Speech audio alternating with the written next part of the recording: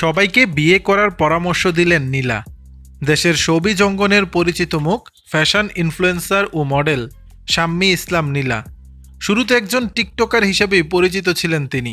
এরপর নানা রকমের পোশাক কাপড় নিয়ে কাজ শুরু করেন ফ্যাশন ইনফ্লুয়েন্সার হিসেবে। এরপর মিস ওয়ার্ল্ড বাংলাদেশ 2023-এর আসরে চ্যাম্পিয়ন হন নীলা। চলতি বছরের জানুয়ারির শুরুতে বিয়ে করেন শাম্মী ইসলাম নীলা। যদিও তার স্বামীর পরিচয় জানাননি তিনি।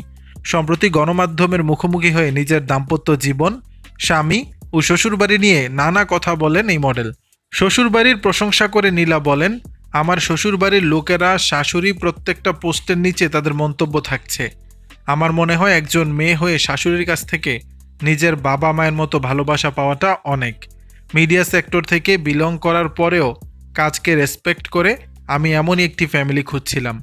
নিজের শাশুড়ি প্রসঙ্গে নীলা বলেন, আমার শাশুড়ির সঙ্গে তো আসলে আমার বউ শাশুড়ির সম্পর্ক না, মা মেয়ের সম্পর্ক। মা মেয়ের জায়গা থেকে আমি বলতে চাই যে তিনি আমার লাইফ পার্টনারের মা। তার রেসপেক্টটা আসলে অন্যরকম, এটা আমি আসলে বলতেও পারবো না। তার থেকেই আমার হাজব্যান্ড এসেছে, তো তার প্রতি আমার শ্রদ্ধাটাও বেশি। দাম্পত্য জীবন ও স্বামী নিয়ে সুখে রয়েছেন নীলা, তা বলার অপেক্ষা রাখে না। দর্শক, বিষয়টি নিয়ে আপনাদের মতামত জানাবেন নিচের কমেন্ট বক্সে।